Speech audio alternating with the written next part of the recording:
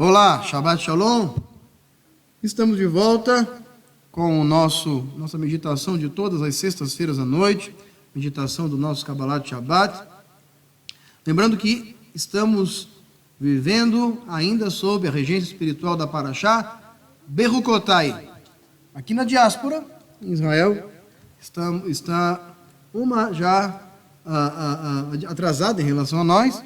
Nós, aqui na diáspora, em função dos Yamim Tovim, que ocorreram há algum tempo atrás já, há quase 50 dias atrás. Então estamos na Parashá Berukotai, lembrando que estamos na última semana da contagem do Homer.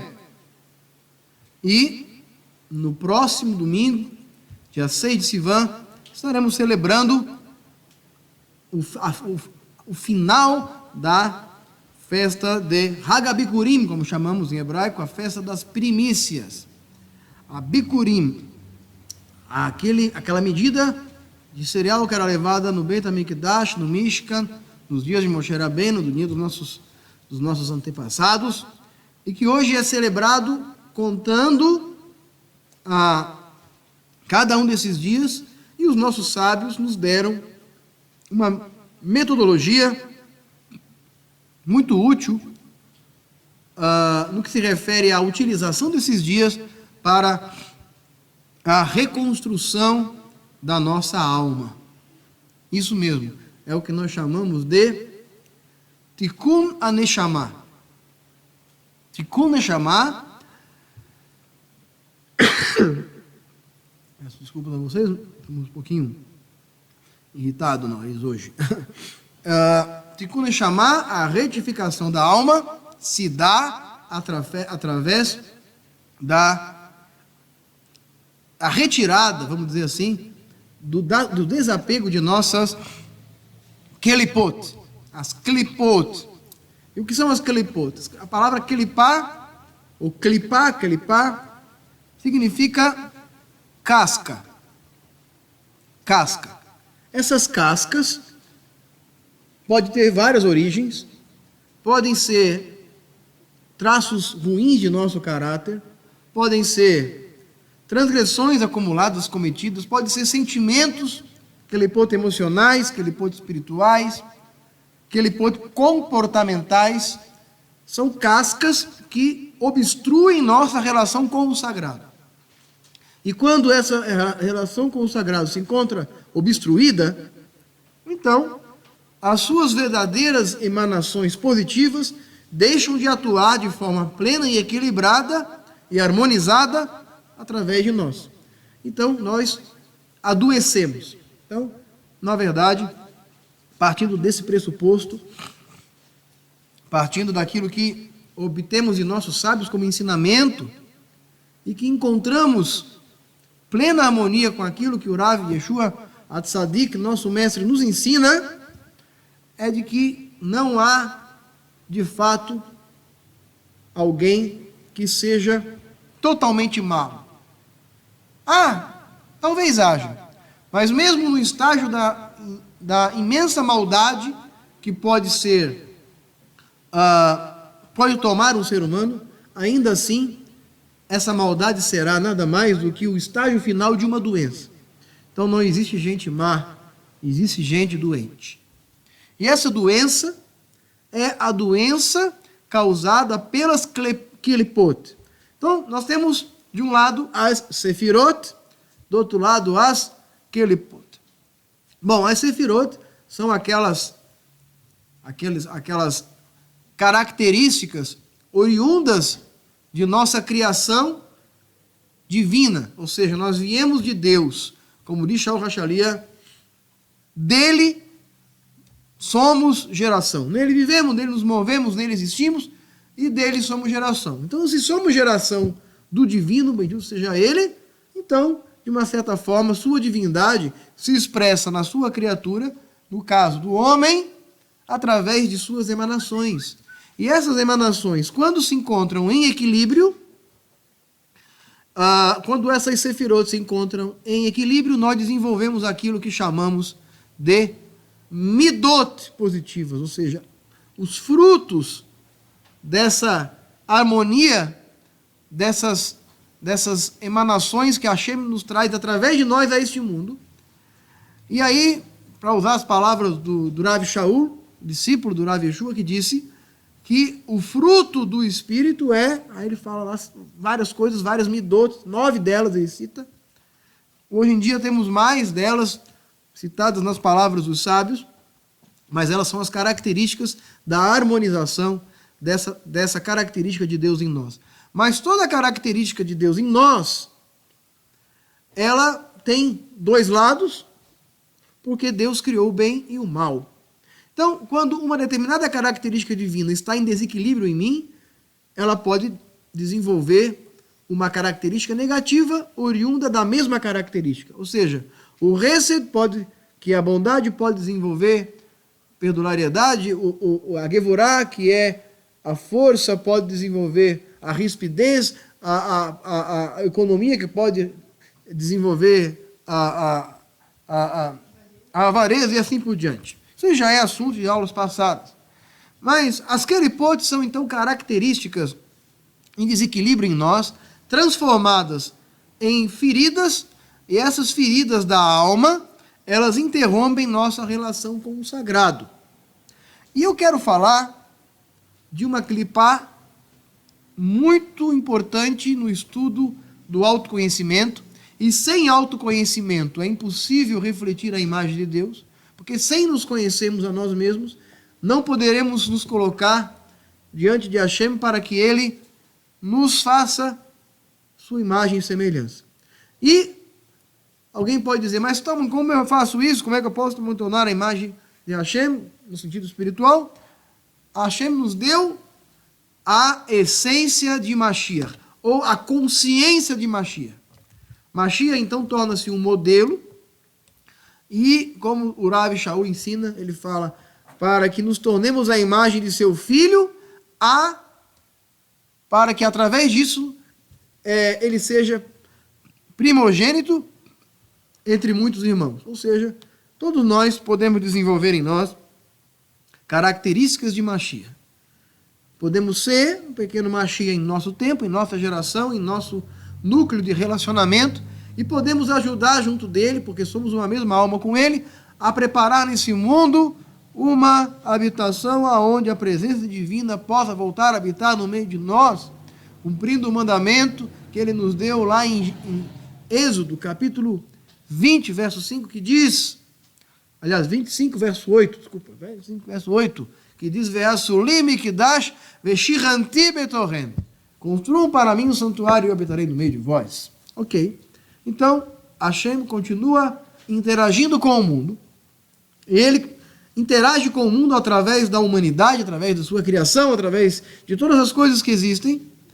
E nós, como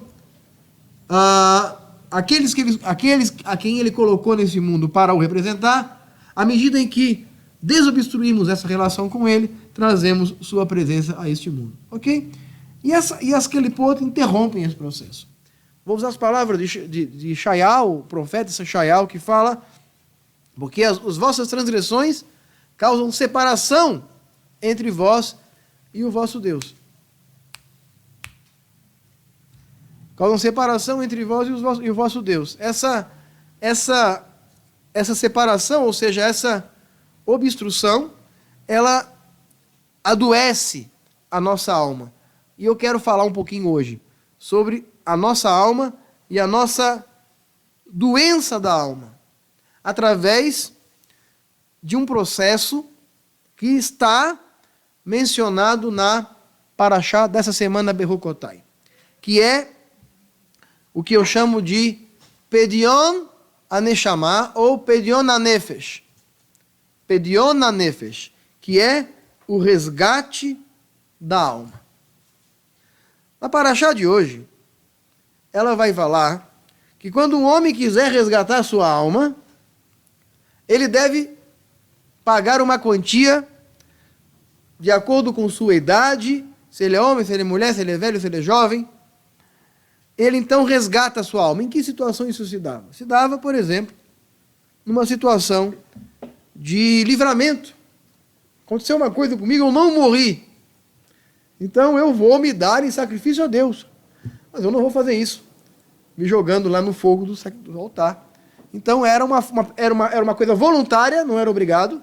Mas se alguém quisesse dar o resgate de sua própria alma, ele então podia fazer isso monetariamente. E é daí que vem o costume de que quando fazemos oração pelo enfermo, a gente fala, porque prometeu dar caridade em sua causa, quando a gente ora pelo enfermo. Por quê? Porque o enfermo, ele deve ser grato a Hashem. Todas as vezes em que nós nos conscientizamos de que estamos vivos, então devemos demonstrar nossa gratidão a Hashem através da tzedakah.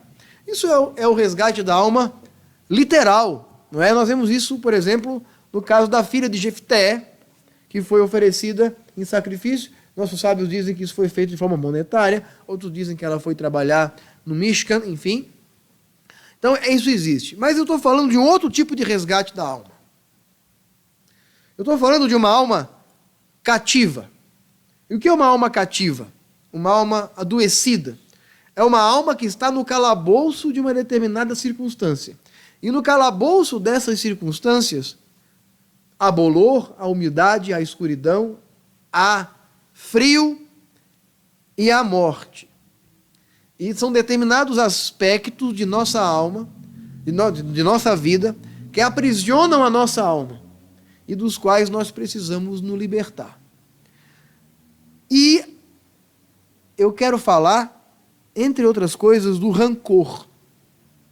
Do rancor, do ressentimento, da falta de perdão ou daquela maldita nostalgia, não no sentido da nostalgia de ter saudade de coisas que quando éramos crianças, coisas do gênero, mas aquele passado que nos aprisiona. Enquanto nossa alma está aprisionada no calabouço do passado, ela então não se alimenta, ela não se alegra, porque ela vive aprisionada num determinado calabouço. Ela não progride, ela fica ali. Ela está parada, está estagnada. Quem está num calabouço, come do que dão para ele. Quem está no calabouço não pode sair do lugar. Então o que ele faz? Ele espera morrer.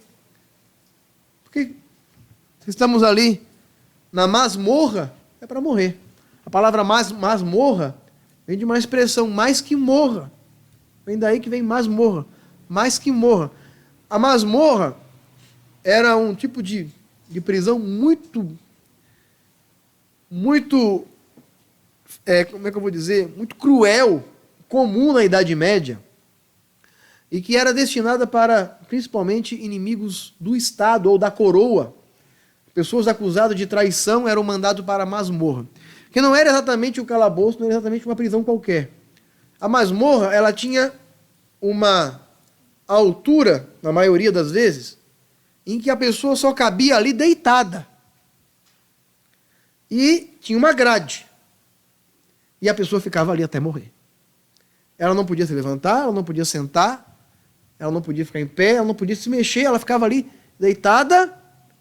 Algumas masmorras a pessoa tinha que ficar sentada, depende do tipo de masmorra. Algumas masmorras eram assim, desse tamanho, a pessoa só podia ficar sentada e em cima tinha uma luz bem pouquinho ou uma janela. Às vezes, quando a maré subia, a pessoa morria afogada, e essa era uma masmorra. Literalmente, a pessoa ficava ali mesmo ela fazia suas necessidades, com aquilo ali mesmo ela se misturava até que ela morria. Ela apodrecia literalmente ali dentro. E essa é a condição que nós, muitas vezes, estamos, a nossa alma está nessa condição. Por quê? Porque, de alguma forma, nós vendemos a nossa liberdade. Nós vendemos a liberdade da nossa alma. E na medida em que vendemos essa liberdade, nos tornamos escravos. Nós podemos nos tornar escravos do pecado. O Rav Yeshua nos disse que aquele que peca torna-se escravo do pecado. Podemos nos tornar escravos de circunstâncias, aceitar algumas circunstâncias como se elas fossem viáveis, e nós muitas vezes estamos numa panela de água que ela vai esquentando devagar. Vai esquentando devagarzinho, devagarzinho. Você não percebe que está cozinhando ali dentro. Com certeza, se pegassem você e jogasse naquela água fervendo, muito provavelmente você não ia ficar ali, você ia sair correndo. Mas você foi jogado na água fria e a coisa foi esquentando, esquentando, esquentando. E você não percebe. São situações em que nós não conseguimos nos libertar por medo ou porque fomos acostumados a aceitar aquilo como aquilo é. Então a gente não percebe de que a gente está, na verdade, numa areia movediça. E no que se refere a essa masmorra emocional, eu recebi hoje de um amigo uma frase que eu gostei muito, que está no livro do profeta Yeshayahu,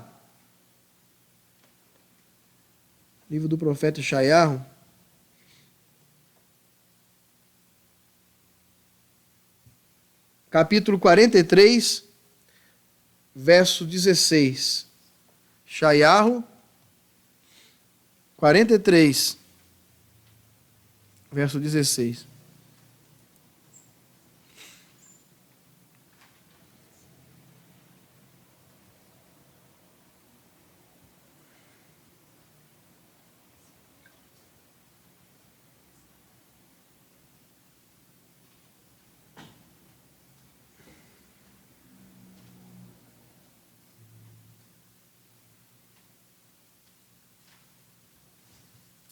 Eu vou ler do 16 até o 19. Assim diz o Eterno, o que preparou o mar um caminho, nas águas impetuosas uma vereda. O que fez sair o carro e o cavalo, o exército à força. Eles juntamente se deitam e jamais se levantarão. Estão extintos, apagados, como uma torcida. Torcida aqui não é a torcida do Flamengo, do Corinthians. A torcida é um pavio. Pavio, uma torcida, um petil. Uma torcida, que é a mesma palavra para o tzitzit, é uma torcida que era usada para queimar, então ela queimou e acabou. Uma torcida, um pavio, acabou. E aí ele fala, não vos lembreis das coisas passadas, nem considereis as antigas. Eis que faço uma coisa nova, e agora está saindo à luz. Porventura não percebeis? Eis que porei um caminho no deserto, e rios no ermo. Vou ler o 20. Os animais do campo me honrarão, os chacais e os avestruzes, porque porei águas no deserto, rios no ermo, para dar de beber a meu povo, o meu escolhido. E por fim o 21. E este povo que formei para mim, para que publicasse o meu louvor. Bom, 3 partes. A primeira parte fala que ele preparou um caminho, no meio, uma vereda no meio de águas impetuosas. Está falando do que aqui? Ele preparou um mar, preparou no mar um caminho. Um caminho, uma vereda. O que é isso? As águas impetuosas, uma vereda. Ok, o que é isso? É uma referência histórica. É umas ondas. Não, mas... Pro lado, leva pro lado espiritual. Isso. Vou levar. Eu tô falando assim, leva pro lado. Não, eu vou levar, mas para a gente levar para o lado espiritual, você tem que conhecer o arquétipo do que ele está dizendo. É uma referência. A quê? Você enunciou, meu pai. Ao divisão do Mar Vermelho, ele preparou no meio do mar um caminho, uma vereda. Então estava certo. Você estava certo, você só não teve coragem de responder. Ele preparou, ele fala, veja bem, ele preparou uma vereda no meio das águas agitadas. Para quê? Para quê? Para nós passar. Para nós passar no meio dele. E depois? Por 2 motivos. A Hashem abriu o Mar Vermelho por 2 motivos. Primeiro, para nós passar no meio deles. Ok? Segundo, para afogar o faraó. Né? Afogar as mágoas do que afogar o faraó, né? Foi um rio que passou em minha vida, né? A gente tem que começar a entender as coisas como um rio que passou na nossa vida, não é isso? Versículo 17, olha, aí, aqui tá claro. O faz sair o carro e o cavalo, o exército e sua força. Eles juntamente se deitam e jamais se levantarão. Estão extintos e apagados como uma torcida. Tá? Então, ele faz... Veja bem, olha só. Versículo 17. Ele faz sair o carro e o cavalo. O que significa isso?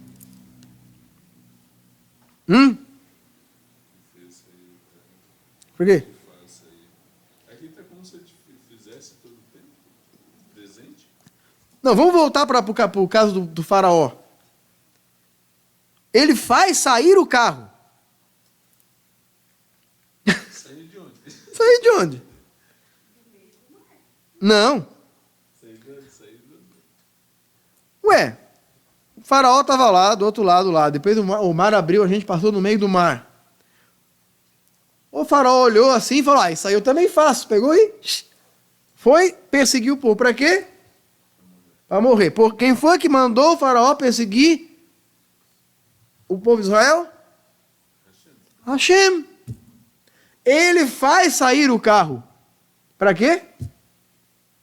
Para afogar o carro, o cavalo, e o cavaleiro, e o faraó, e os príncipes, todo mundo junto com ele. Então, é ele que faz sair o carro. Então, a perseguição é ele que envia. É o que está dizendo aqui. Ele prepara um caminho no meio das águas. Ele não estava andando, olha, tem uma notícia boa para você, vai estar tudo bom, tudo maravilhoso. Não. Ele fala, eu vou preparar um caminho no meio das águas impetuosas. Por quê? Porque eu gosto de fazer as coisas do modo mais difícil. Ele tem essas pegadinhas, né? Para provar os milagres, exatamente. Para encontrar ocasião para revelar sua glória. Não é? E ao mesmo tempo, um teste. Um teste, exatamente. É um teste, é uma prova. Se você vai marchar ou vai ficar. Exato. E eu tenho falado muito essa semana que Deus gosta dos corajosos. Deus não gosta dos covardes. É por isso que eu estou tentando. Hashem não gosta de covarde. Hashem não gosta. Às vezes eu estava falando para minha esposa ontem. Eu acho que Hashem ele fica assim para nós assim. Se a gente ficar ali onde a gente está, ele vai abençoar a gente também, vai dar para a gente. Eu acho que não abençoa. Não, ele abençoa, ele não vai deixar a gente morrer. Dali vai sustentar a gente, vai dar aquele alpiste todo dia para nós. Entendeu ali? Vai pôr água, vai trocar água, vai lavar a latinha d'água, vai colocar água, vai colocar o alpiste. Mas é ele mesmo que fala que faz por onde que eu te ajudarei? Não, ele fala, mas ele pode te ajudar, você está ali. Você está fazendo tudo certinho, você está fazendo a sua parte. Você está se mexendo, mas você está ali, naquela situação. Pensei que você estava ali. Aí, não, você está ali. Esperando com a boca sentada. Não. Você está ali. Você está trabalhandinho, você está ali, todo mundo está tudo bem. Um belo dia você fala, eu vou. Deus desculpa o braço, fala assim, aí sim. Entendeu? Aí sim. Puxa vida, demorou, mas foi. Desencantou. E aí, aí você fala, vou, mas, eu vou. Vai então, mas eu vou sim. E se não der certo? Esses são os corajosos. Veja, eu não estou falando dos imprudentes, tá? Eu estou falando dos corajosos. Tá? Corajoso é diferente de imprudente. Tá? Imprudente é sair procurando um lugar que você não sabe que existe, simplesmente porque você deu na sua cabeça. Corajoso é você saber que você está numa ilha deserta. Você precisa remar. O barco está afundando. E você tem que fazer alguma coisa. Então, às vezes, a Hashem tira o nosso tapete debaixo de nós. E se nós não reconhecemos a hora de sair, então ele dá um jeito de fazer uma treta qualquer lá. Entendeu? Para sacudir o negócio. Agora você entendeu, cara, você sair. Aí a gente pega e sai. E aí ele vai com a gente. Tá, tudo bem, até aí, tá falando de positivismo, né? Aquela coisa toda, autoajuda, que maravilha. Motivação, né? Agora, aí ele fala assim, esse versículo é importante. 18. Não vos lembrei das coisas passadas, nem considerei as antigas. Não. Quem vive de passado é museu. Entendeu? Larga a mão de ficar com saudade de coisa ruim, sabe? Da carne, aquela coisa toda, sabe? E aí aqui vem uma clipar importante. O ressentimento, a mágoa, aquela pena, puxa vida, não deu certo aquele negócio. Ai, aquela pessoa, não sei o quê. Porque ai. Não vos lembreis das coisas passadas. Não vos lembreis, nem considereis as antigas. Porque eis que eu faço uma coisa nova. E se considerar essas antigas, é dar mais valor àquilo que você tinha antigamente do que as de hoje. Exato. Então, existem algumas pessoas que desenvolvem um tipo de clipar, um tipo de doença da alma, e que ela é fruto da ingratidão. Eu repito o que alguém disse, eu ouvi dizer, que a gratidão é a principal das qualidades humanas e a base de todas as outras qualidades humanas. Quando nós não desenvolvemos a gratidão, nós desenvolvemos outras coisas. Nós desenvolvemos o medo, nós desenvolvemos o ressentimento, nós desenvolvemos a murmuração, porque a gente não desenvolve a gratidão. Então, um tipo de patologia da alma muito comum é quando a gente não consegue estar contente com coisa nenhuma. O bom é sempre aquilo que eu tinha ou aquilo que eu ainda não tenho, nunca o que eu estou vivendo agora. Agora está ruim, né? Está ruim, as coisas estão ruins. Daqui a 1 ano, eu vou olhar para aqui, que está ruim, e vou dizer, nossa, era tão bom. Era bom. Quer dizer, do passado ruim, ela lembra o que é bom. Do passado bom, ela lembra o que é ruim. Do presente, ela não vive, porque ela não está no presente, ela está no nada. Ela desapareceu aqui, ela não está aqui de verdade. Está na caixinha do nada, lá como alguém falou. E o futuro é sempre a projeção, não de dias melhores, mas da desesperança, mas da vontade de ter aquilo que ainda não tem. Então, quando ele fala assim, eis que eu faço uma coisa nova, agora está saindo a luz, agora. Onde está a luz? No agora. Agora.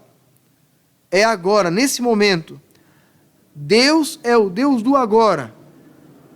E agora, onde é que eu estou? Agora eu estou bem. Agora eu estou bem. Eu estou vendo agora. Eu estou vivo.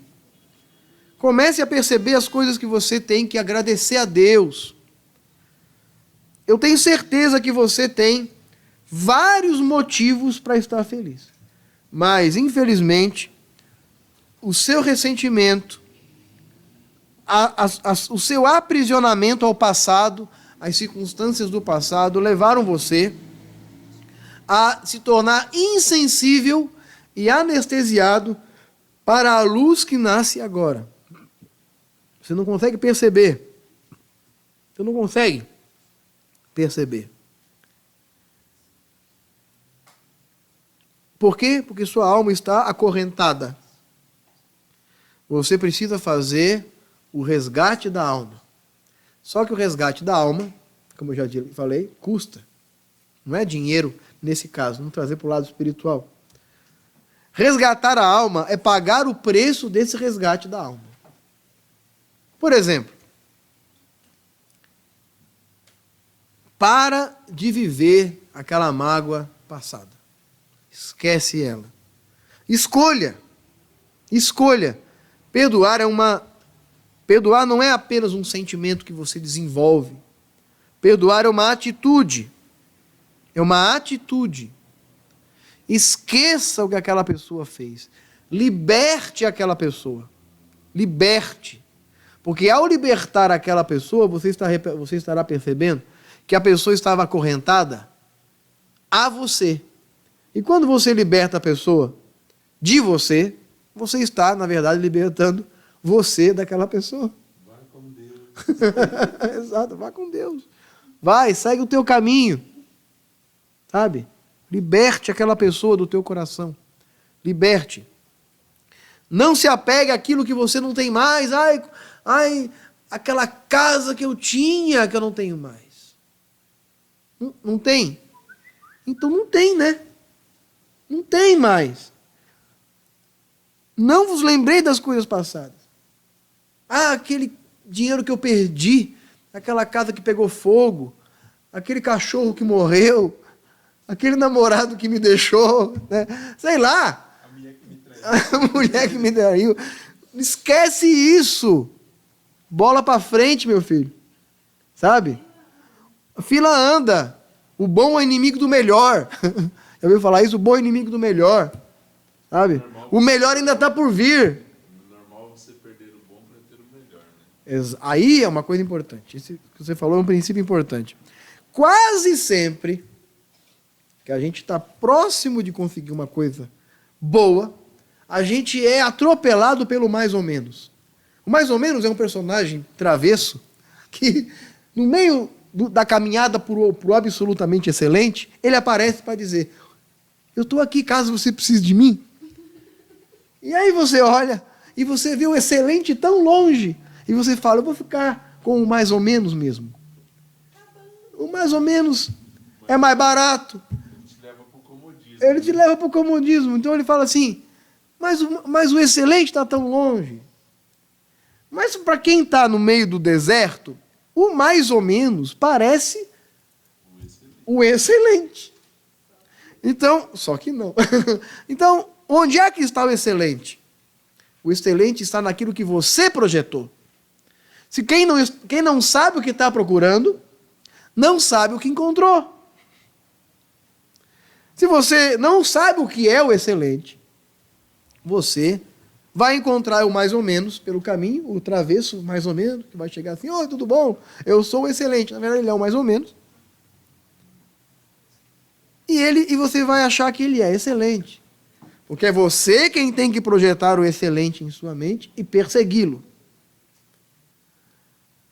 E uma coisa eu digo para você: o excelente não é aquilo que você perdeu. O excelente é sempre aquilo que você ainda pode conquistar.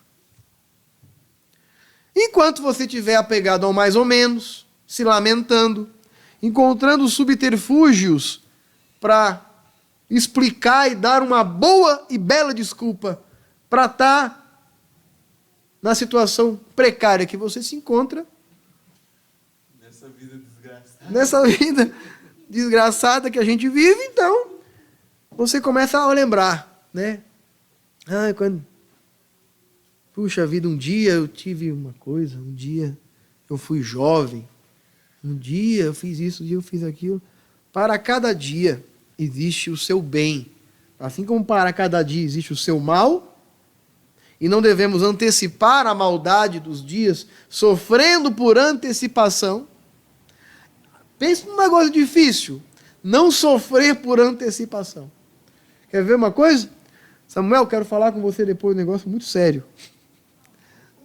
O cara não dorme hoje mais, não vai dormir. Plantou a semente da ansiedade. Não é isso? Mas sobre o que é? Não, um negócio aí que eu quero falar. Mas do que se trata? Nós temos a tendência a sofrer por antecipação. Isso é um tipo de problema. Rav Yeshua falou, a cada dia tem o seu próprio mal. Não vos afligis pelo dia de amanhã. Cada dia tem o seu próprio mal. Mas esse é o problema do amanhã, né? O amanhã nunca chega. E o ontem é onde a gente às vezes continua querendo viver, porque o ontem é o lugar confortável que nos impede de enfrentar o agora. E o agora é o que realmente importa.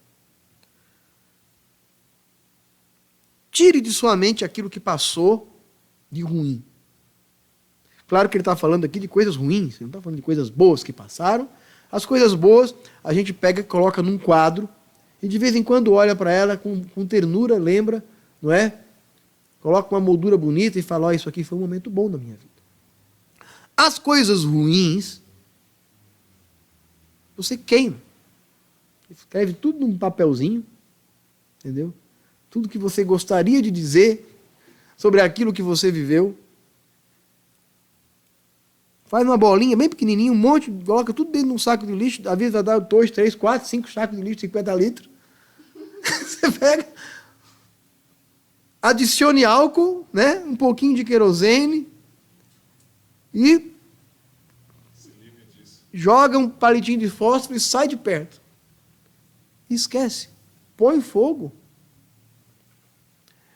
Por quê? Porque a raiz de amargura, diz o texto,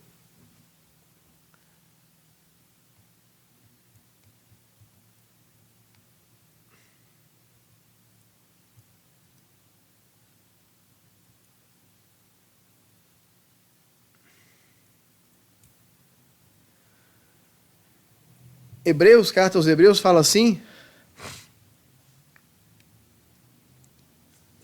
versículo 14, capítulo 12, verso 14, segui a paz com todos. Faz o seguinte, não cava inimigo, não. Se tem uma coisa feia na vida de uma pessoa, é a gente ficar fazendo inimigo. Não faz inimigo. Inimigo a gente já tem, sem a gente querer. Mas a gente quer fazer mais inimigo. Por que eu vou fazer mais inimigo? É que eu tenho tanto amigo que eu vou ter que pegar uns inimiguinhos para dar uma equilibrada. É que eu tenho muito amigo, entendeu? Eu estou ficando muito chato, estou ficando, sei lá, estou ficando soberbo, então eu tenho que ter uns inimiguinhos, né? Então se eu não tenho, eu vou arrumar um, não é isso? Por quê? Porque o inimigo o inimigo é aquilo que você queria ser, né? Não é, às vezes. O inimigo é aquele que você acha que quer te matar, né? Quando na verdade tem um único inimigo, é você mesmo, né? Tudo bem, o verdadeiro Ra-Satã é a gente mesmo. Existem outras formas de Ra-Satã, mas tenho certeza do seguinte, que se você tirar 10 na prova, não importa quantas pessoas estejam concorrendo àquela vaga, você vai passar na prova. Então o único inimigo é você próprio. Seguir a paz com todos, a santificação, sua relação com Deus é o fundamental. Porque se estiver bem com Hashem, está tudo bem. Sem o qual ninguém verá o Eterno. Ver o Eterno é perceber Hashem na nossa vida. E a santificação, a nossa relação, o aprofundamento de nossa relação com Deus, e aí eu sempre digo que o segredo não está na proibição, está na execução, porque através da execução, da prática, daquilo que devemos fazer, nossa alma se desapega daquilo que, na verdade, ela não foi feita para gostar. Porque a alma é pura. A nossa alma, ela aponta na direção do Criador. A metáfora que Deus nos deu nesse mundo sobre isso é a chama. Por exemplo, a chama de uma vela. Você nunca vai acender uma chama da vela e a chama vai ficar apontada para baixo. Nunca vai acontecer. Nunca. A chama sempre vai para cima. Engraçado, porque a gravidade deveria fazer com que ela viesse para baixo, mas, no entanto, ela luta contra essa gravidade. A parte maior dela embaixo é por causa da gravidade, que puxa ela para baixo. Mas ela insiste em apontar para cima. Assim também é a nossa alma.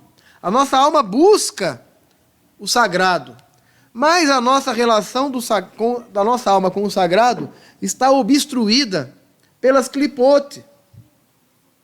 Então, sabe, é aquela parte do pavio que está falhada, sabe, que não pega fogo, fica saindo umas faísquinhas, sabe? É as clipote. Nesse caso aqui, uma das clipote é o ressentimento, é a falta do perdão, é a raiz de amargura. Então, seguir a paz com todos e a santificação, sem o qual ninguém verá o Senhor. Então, sem a paz com todo mundo e a santificação, ninguém verá a Hashem. Porque se a gente não tiver paz com os outros, a gente não tem paz com a gente próprio. E aí você não consegue santificar, porque você vai rezar e você vai ficar lembrando daquele desgraçado, entendeu? Que te passou a perna. Você vai ficar lembrando daquele cara que está falando mal de você. Você está lembrando daquele cara que te prejudicou. E aí você não tem santificação. E aí você não consegue mais ver Hashem. Você...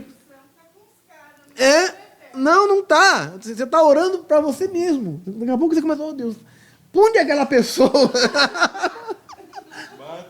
Mata ele, Senhor. Mata ele.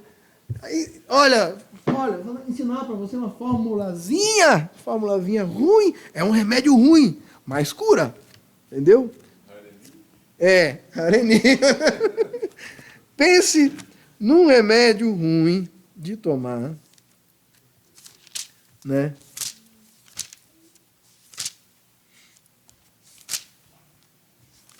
Você toma uma vomita. Toma da primeira vez, você toma vomita, a segunda vez, mais ou menos, terceira você já está. Só tem que cuidar para não cair no automático, né? Não. Tudo que cai no automático perde o sentido. Por isso, o segredo está na kavaná. Kavaná não é rezar. Kavaná é intenção devocional. É pensar em cada palavra que você está dizendo. Hareni, página 224 do Sidur, eu perdoo. Repete comigo, eu perdoo. Todo aquele que me magoou, que me zangou, que me fez mal, tanto o meu corpo, como a minha propriedade, quanto a minha honra. Não, sai. A honra não. Que fez contra a minha honra, não. Esse também. A minha honra, tudo quanto possuo, tanto a mim contra a sua vontade, ou por vontade, fez de quê? De propósito, né? Mas tanto quanto possui é fácil, né? Quando você não possui quase nada. Exato. Às vezes o que você tem é um bom nome, às vezes alguém rouba o teu bom nome. Tanto sem querer, como premeditadamente. Tanto com palavras, como com ações. Enfim, Hashem.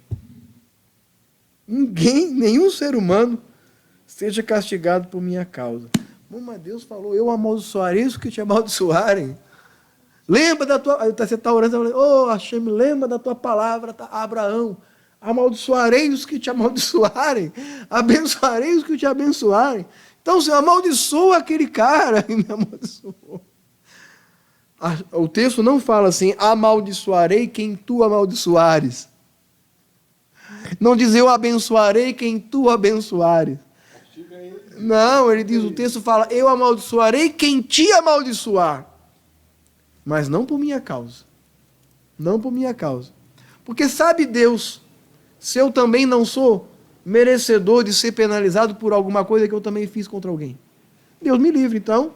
Isso aqui está em absoluta concordância, isso aqui foi escrito na Idade Média, pelos rabinos, pelos nossos sábios, sadiquim, estão de acordo com o que o Rav Yeshua falou. Perdoai as nossas ofensas, assim como nós perdoamos aqueles que nos têm ofendido. Ô troço complicado. Essa parte aí você risca. Você brinca em Radachá. Você brinca em Radachá, faz assim, risca isso aí. Isso aí deve ter sido da Cresce. Foi o Tertuliano que pôs isso aí lá. Bom, é coisa de crente. Tendo cuidado de que ninguém vos prive da graça de Deus. O que significa isso? Tende cuidado de que ninguém se prive da graça de Deus. O que significa isso? Não deixa o cara tirar a tua shalom. Não deixa a pessoa tirar a tua kavaná. Porque a kavaná é o segredo. Ok? A kavaná é o segredo. Não adianta você ter... Nossos sábios ensinam. Não adianta você ter a chave do cofre, mas não ter a chave da sala que o cofre está dentro.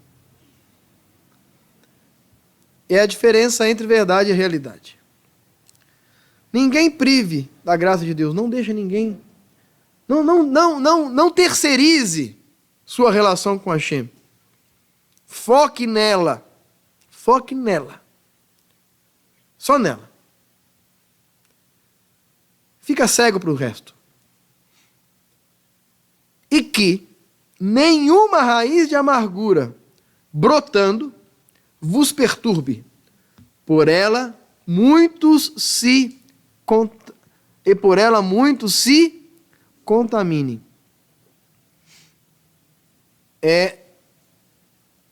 Veja bem, em outra versão fala um pouquinho diferente.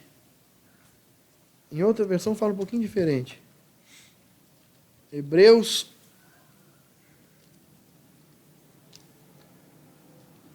12, verso 15. Fala assim: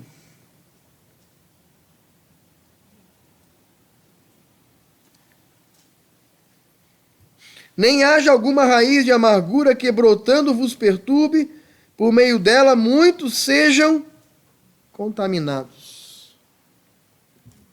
Raiz de amargura. O que ele quer dizer com isso? Que muitos sejam contaminados. Sim, também, porque a amargura... Você faz Lashon Hará. Você fala daquela pessoa. Mas a raiz de amargura também contamina as pessoas ao seu redor. Pega uma folhinha de boldo, um chá de boldo, bem forte, bem amargo, fel, e você joga dentro de uma água limpa. Toda a água vai ser contaminada por aquela amargura. A amargura, ela acontece no ventre. O ventre é o local da amargura. O fel. O fel, na verdade, é a bile, que o nosso estômago usa para digerir, fazer um primeiro estágio digestor dos alimentos que consumimos. Então, quando uma coisa é amarga ao nosso ventre, e a gente sabe que o ventre é o local onde a sefirá do Tiferet se localiza, quando uma pessoa permite que a amargura permaneça em seu ventre, todas as coisas perdem seu sabor. Nada mais a alegra, ela já não ri de piada nenhuma, não ri de nada, ela já não acha nada bonito, a comida está sempre ruim, a comida. A música está sempre muito alta ou muito baixa. Sabe? Está sempre muito frio ou muito quente. Sabe? Já viu isso? Já aconteceu isso com você? Eu já viu alguém assim? Sabe por quê? Porque quando a amargura está no ventre, e o ventre é da onde sentimos a beleza, a coisa perde a sua beleza.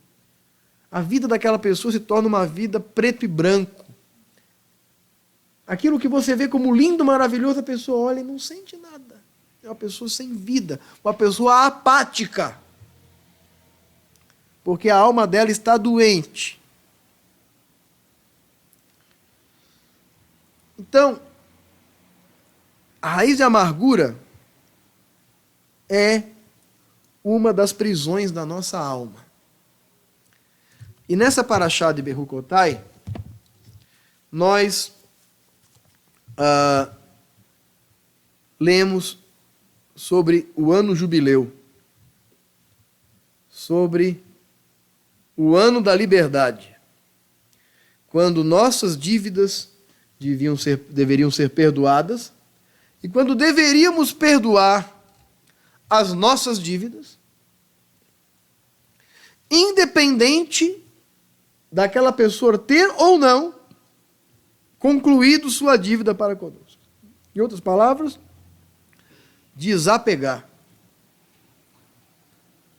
Desapegar. E aí eu quero concluir a minha meditação de hoje com o texto que está em Isaías, capítulo 61.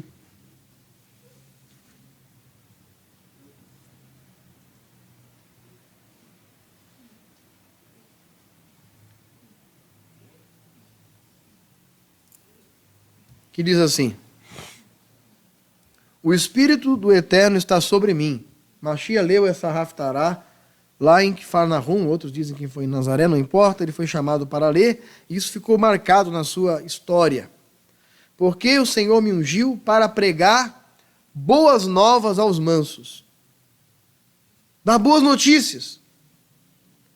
Enviou-me para restaurar os contritos de coração, proclamar liberdade aos cativos e a abertura da prisão aos presos, e apregoar o ano aceitável do Senhor e o dia da vingança de nosso Deus, a consolar todos os tristes e a ordenar acerca dos que choram em Sião, que lhes dê uma grinalda ao invés de cinzas, óleo de alegria ao invés de pranto, vestidos de louvor em vez de espírito angustiado, a fim de que se chamem carvalhos de justiça,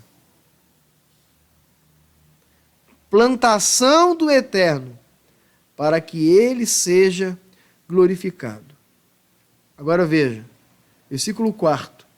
Então estes a quem Deus trocou a tristeza por alegria, tirou o pano de saco, colocou uma grinalda de realeza, libertou aquelas pessoas daquela situação de amargura.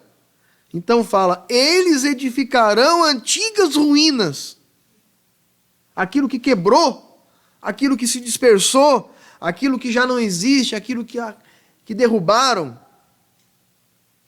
Levantarão das desolações de outrora e restaurarão as cidades assoladas e as desolações de muitas gerações.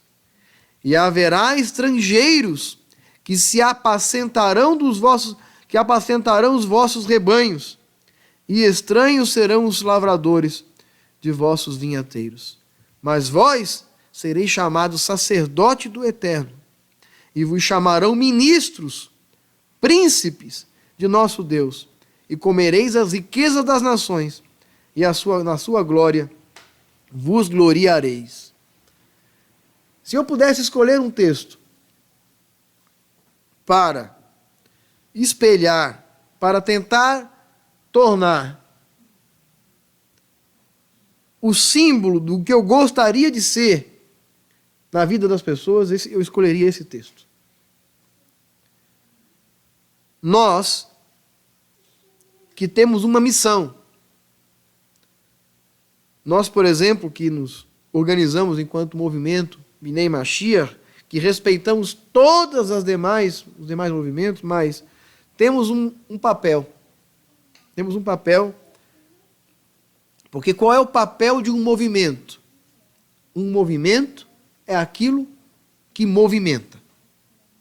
Então eu comparo um movimento àquilo que acontecia lá no tanque de Betesda, onde um anjo vinha de vez em quando, mexia aquela água, quem entrava ali era curado.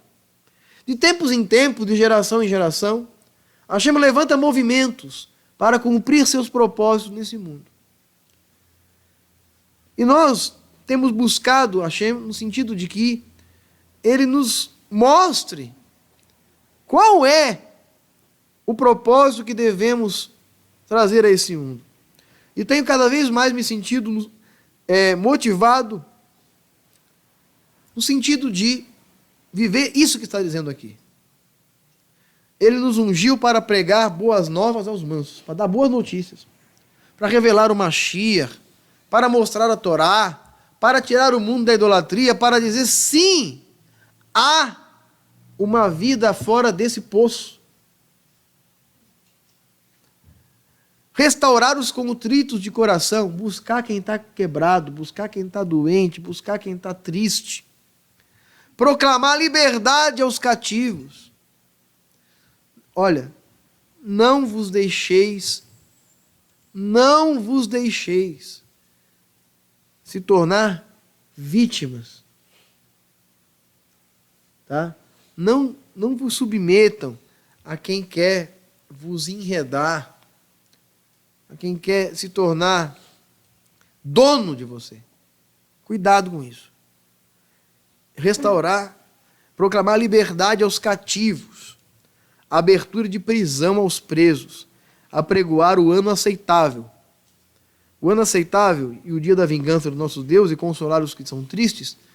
Olha, esquece o que passou, viva o agora e sonhe com amanhã melhor, mas não sem ser totalmente grato pelo dia que se chama presente.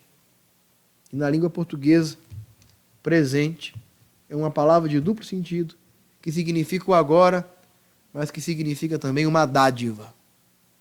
O presente é um presente. O futuro é apenas uma promessa. E o passado é apenas uma lembrança. A única coisa que realmente é um presente é o agora. Viva o agora e se liberte desse cativeiro, desse calabouço de uma alma aprisionada pelo passado, aprisionada às mágoas que impedem que um broto de esperança nasça através dessas coisas. Não permita que sua alma se torne uma terra fértil para desilusões. Alegre sua alma, adube sua alma com coisas positivas. Viva, ame, se alegre, esteja próximo de pessoas boas, esteja próximo de pessoas que te alegrem, alegre as outras pessoas, faça outras pessoas sorrirem, visite as pessoas, invista nos seus relacionamentos e as suas terras e o seu solo não se tornará frágil para que a doença chegue a ser a sua alma, ok? É isso. Nós voltamos amanhã com o Shaharit Shabbat e com a ministração da Parashá Berukotai. Até amanhã. Shabbat Shalom para você.